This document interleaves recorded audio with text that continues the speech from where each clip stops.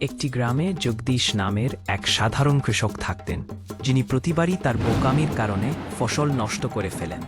বর্ষাকালে ধানের বদলে তরমুজের চাষ করা তার নিয়ম ছিল। হয়, তুমি শুনছি কি? তোমার তো কোনো বুদ্ধি আছে নাকি? আরও কি হয়েছে? তুমি বর্ষায় তরমুজের চাষ করছো যখন সবাই ধান করছে। দেখো, আমরা ঠিকঠাকভাবেই তরমুজ বেচেছি। ভাবতে হয়েছিল। কি চিন্তা ছিল তোমার? যখন সবাই ধান করবে তখন তরমুজের সরবরাহ কম থাকবে, তাই দাম ভালো পাওয়া যাবে। একদম পাগলামি। মা হেসে উঠলেন।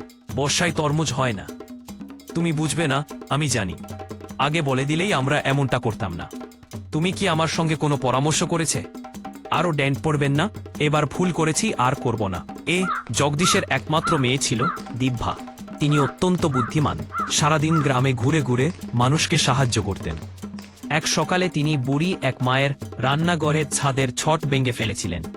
মা ভুলবশতে ছট ধরে ফেলছিলেন না, ছট পড়ে গেলে গিয়ে কেউ সাহায্য করেনি। সেই সময় দিব্যা এসে বললেন, আমি সাহায্য করি। বুড়ি মা সামনে এক দিক ধরে আর দিব্যা দ্বিতীয় দিক ধরে ছট ঠিক করে দিলেন। বুড়ি খুশি হয় বললেন, ওহ, তোমার বুদ্ধি দারুণ। মা উত্তর দিলেন, তোমার আশীর্বাদে ভালো করেছি। তারপর দিব্যা চলে গেলেন বলে। এমন প্রতিদিনই বাড়ির মা দিব্যাকে জিজ্ঞেস করেন, আজ সারাদিন কোথায় ছিলে? মা বললেন, তোমাকে মাফি দিয়ে যাবে, তোদের ঘরের কাজ তো করছে। সাহায্য করতেন। আমি গ্রামের মানুষের কাজ করেছি, শান্তি ও ভালো লাগে। ওদের ভালোবাসা ও আশীর্বাদে সুখ হয়। মা বলেন, তোমার বয়স মাত্র 15। চোখ খুলে মানুষের মতো বড় মাপের কথা বলছে। দিব্যা বলেন, মা, শিখছি তো এই বৃন্দের ভালোবাসায়। মানুষের শান্তি ও খুশিতে শান্তি পাই। পরিবারে সমস্যা কিন্তু মিটে না। গ্রামে চন্দ্রকান্ত বাবু ও ভদ্রলোকও জানেন। বৌরি রাতে দিব্যার কথা বলেন। তার বুদ্ধিমত্তা শুনে চন্দ্রকান্ত বাবুর মেয়েও কিছুটা ঈর্ষা অনুভব করতে লাগলেন। তিনি গ্রামের তেলে পাশে দিব্যার সঙ্গে দেখা করেন, জানার মুখে কি করে তার সহায়তা করতে পারে তাকে। তুমি সত্যিই তো দিব্যা? হ্যাঁ, জানতে পেরেছি আপনার বুদ্ধি। চলো বসি, কথা বলি। বসার স্ট্রাকচার শেষে দিব্যার পতন করে পানিতে চন্দ্রকান্তের মেয়েও অভিনয় করে তাকে সাহায্য করেন। প্রকাশ্যে চন্দ্রকান্ত বাবু বলেন, তুমি বাঁচতা। দিব্যা এবং তার বাবা জগদীশের মধ্যে অশান্তি শুরু।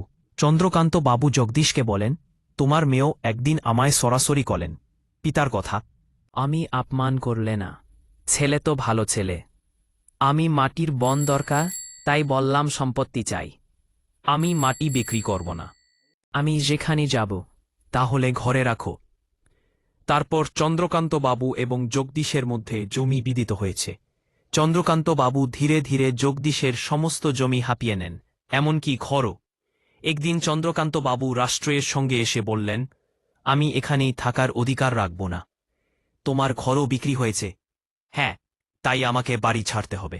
কোনে আজ আপনি কোথায় যাবেন? বাদ দিন। এ ঘটনায় জগদীশের পরিবার ভেঙে যায়। বাড়ির মা আরতি কান্নায় ভেঙে পড়েন। বাবা বলেন, আমার বুদ্ধি ছিল না। মা বলেন, আপনি জানতেনও না, আমি বুদ্ধিমান কেউ। দিব্যেরও মেয়ে দিব্যে গ্রাম ছেড়ে বেরিয়ে পড়েন। সময়ে যেতে যেতে গ্রামে দিব্যের প্রতিষ্ঠিত ও কার্যকর উদ্যোগ দেখে চন্দ্রকান্ত বাবু ও তার মেয়ে ঈর্ষান্বিত হতে শুরু করেন। অতঃপর দিব্যের কোম্পানি ও সামাজিকৃত সংস্থা ভেঙে দেবার পরিকল্পনা করতে থাকেন। শক্তি অকাজিক প্রাণযুদ্ধ আতঙ্ক সৃষ্টি করে। একদিন চন্দ্রকান্ত বাবু ও লোকজন অস্ত্র হাতে গ্রাম কার্যকেন্দ্রে ঢুকে পড়লে দিব্যের বাবা জগদীশ তার মেয়েকে ঢাল দিয়ে রক্ষা করেন। চন্দ্রকান্ত বাবুর সঙ্গে যুদ্ধে বাবু ও মেয়ে গ্রাম ও শান্তি প্রতিষ্ঠা করেন।